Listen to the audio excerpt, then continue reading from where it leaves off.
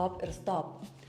Dar kartelį sakome, kad nuskausminamieji lazeriniai epiliacijai ar elektroepiliacijai nėra reikalingi, o kaip tik priešingai, jie gali iššaukti net ir šalutinį poveikį. Kokį? Jie skystina kraują, ko pasekoje turėsite raudonesnę odą, dar ir kažkokius šalutinius nuo pačio vaisto, bet to, ko iš tikrųjų siekiate, tai yra, kad skausmas būtų mažesnis, to nėra. Kodėl? Todėl, kad tie nuskausminamieji, jie neveikia simptomatikos staigiai, greitai, čia ir dabar. Tai yra tiek elektroepiliacija, tiek lazerinė epiliacija, jinai turi šūvius čia ir dabar, labai greitus.